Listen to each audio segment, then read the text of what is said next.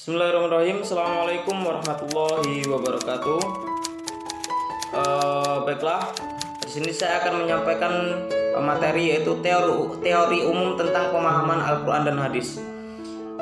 Pemahaman sendiri berasal dari kata paham yang mempunyai artian yaitu benar dan juga sebagai proses perlakuan atau perbuatan yang dilakukan dengan cara memahami. Dalam sebuah pemahaman, seseorang harus dapat memahami dari yang tertulis maupun tidak tertulis, atau memahami makna yang belum pernah kita dengar sebelumnya sehingga mempermudah seseorang untuk mempelajarinya. Dan juga dari sebuah pemahaman adalah tingkat tertinggi dari sebuah pengetahuan. Kemudian dalam pemahaman atau memahami Al-Quran, kuncinya adalah dengan membaca, namun tidak hanya membaca, tapi kita mempelajarinya sehingga pemahaman Al-Quran menjadi lebih mudah dalam penerapannya di kehidupan kita. Begitupun dengan pemahaman hadis, para ulama hadis telah menyusun kaidah-kaidah guna memandu pemerhati hadis dalam memahami hadis, misalnya penggunaan berbagai pendekatan seperti ilmu sosial dan humaniora seperti bahasa, hermeneutika, sejarah, sosial historis, atau bisa disebut dengan asbabul wurud, atau psikologis, medis, dan antropologis dengan mengedepankan yaitu kontekstual. Mungkin materi selanjutnya akan disampaikan oleh saudari kita yaitu Fitria Rukmana.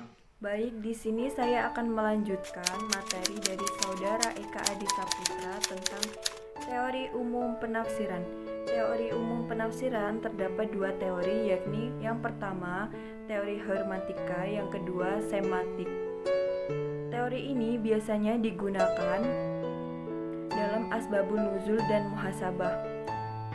Dan yang terakhir ialah teori tentang hadis yang sebagai penjelas dan penguat dalam Al-Quran. Berikut ini beberapa teori. Yang pertama, hermeneutika. Teori ini ialah teori penafsiran Al-Quran tradisional yang biasanya disebut dengan istilah takwil dan al-bayan. Teori ini tidak asing lagi karena teori ini digunakan pada masyarakat muslim kontemporer dan penafsir Al-Quran lainnya.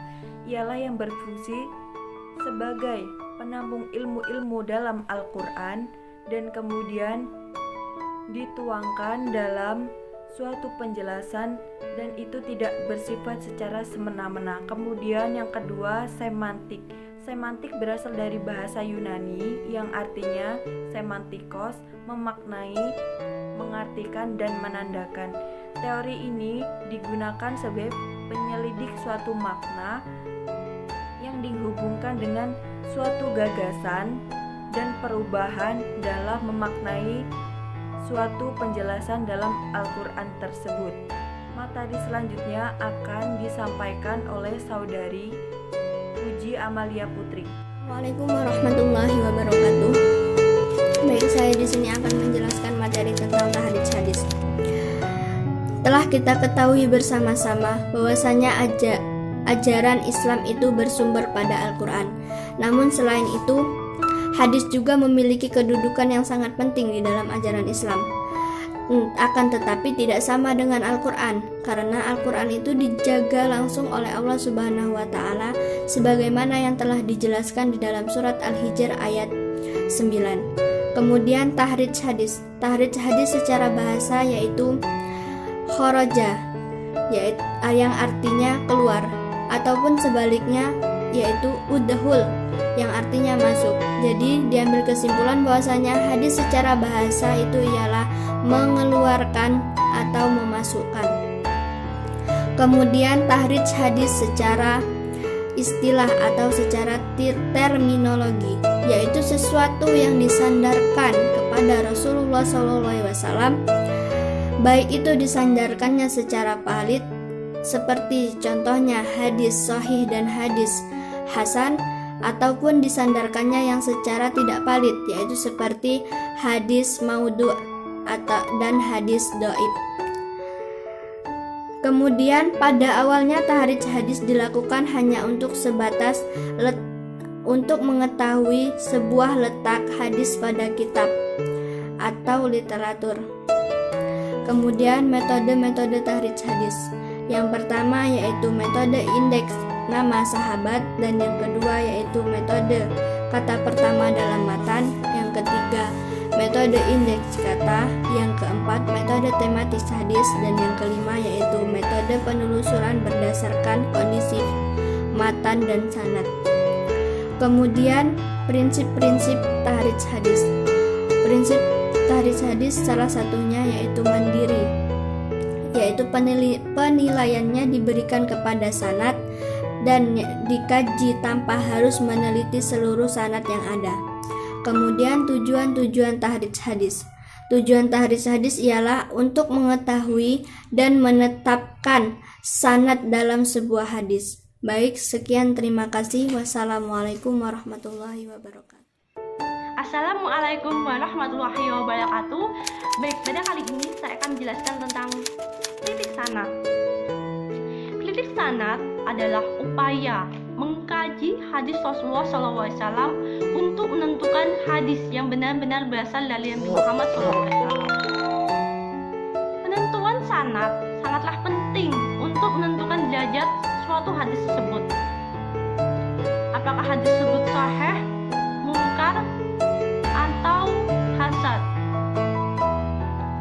Apalagi di zaman fitnah ini banyak sekali hadis yang tersebar yang disandarkan melalui fenomena saat ini.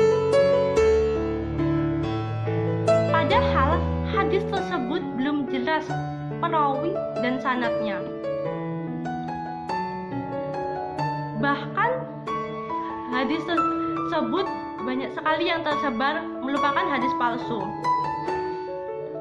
Maka dari itu, kita harus jelas dalam memilah-milih informasi yang tersebar di sosial media.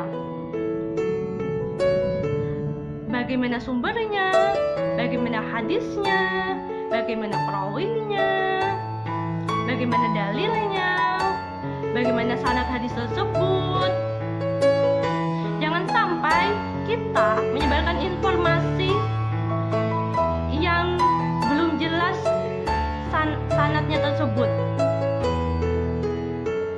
bahkan sampai menanggung dosa karena menyebarkan kebohongan.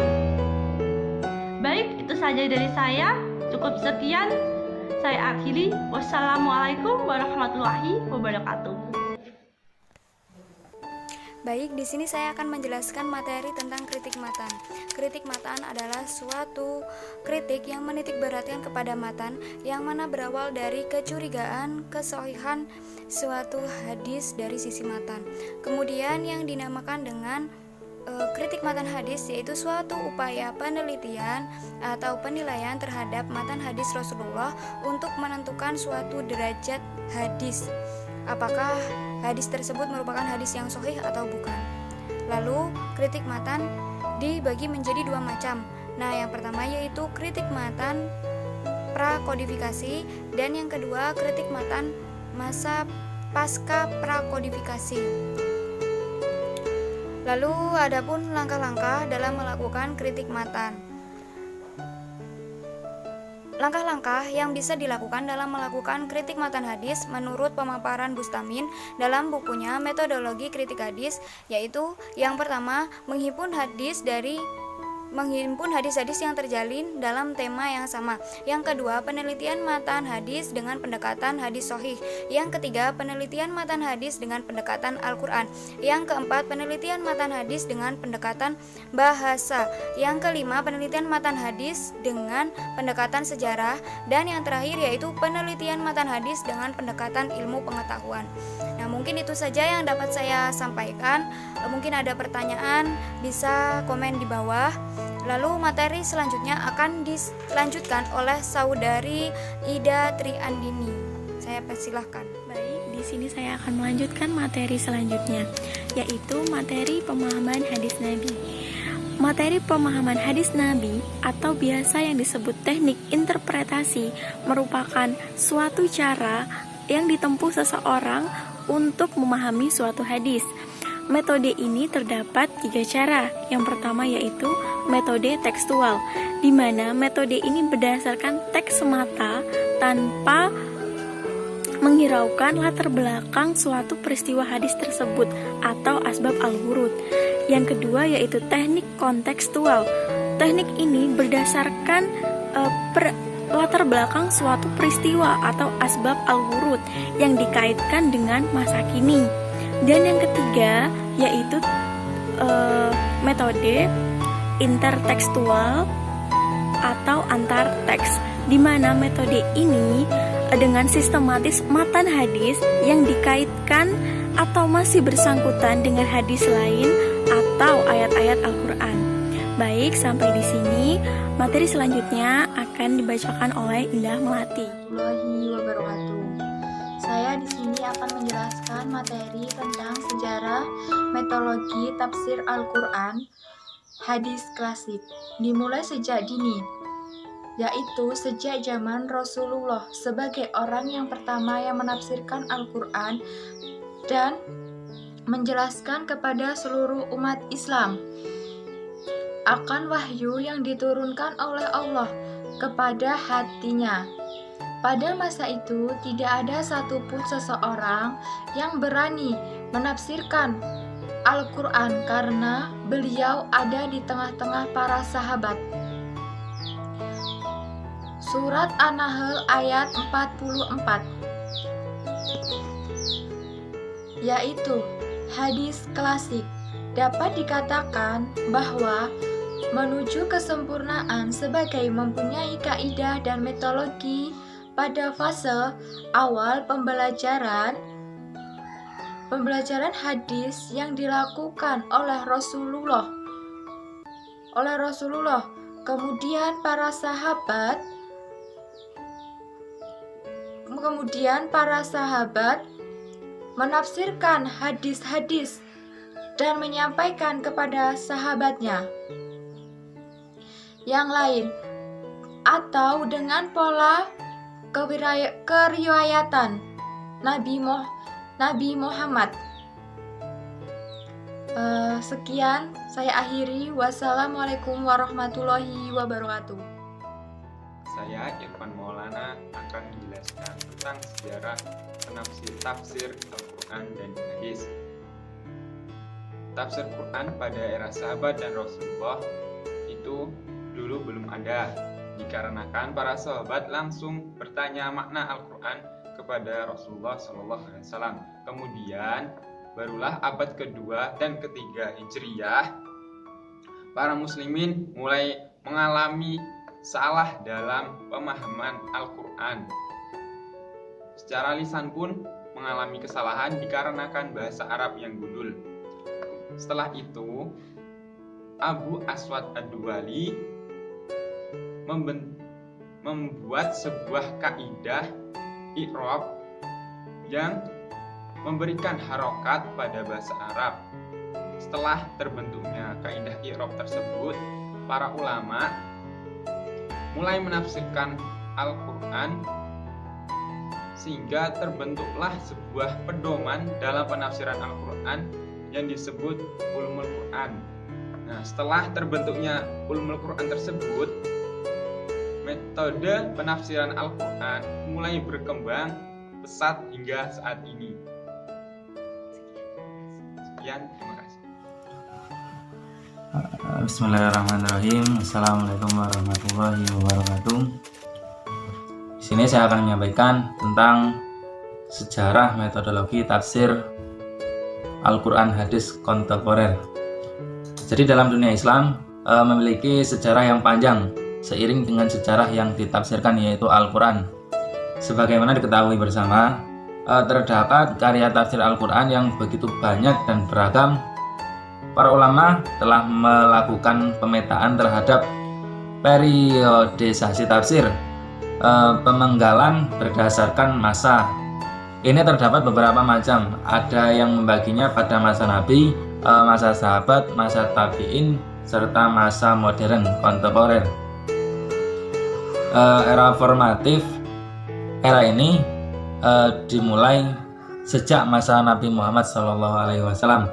Periode ini dimulai dari masa Rasulullah sampai masa ahli tafsir, yaitu Imam Al-Tabari.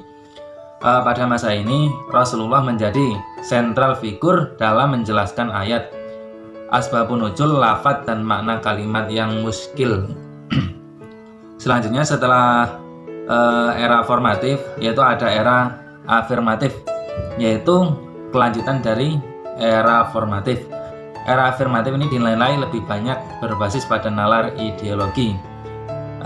Era ini terjadi pada abad pertengahan ketika tradisi penafsiran Al-Quran lebih banyak memiliki corak-corak tertentu yang semakin beragam.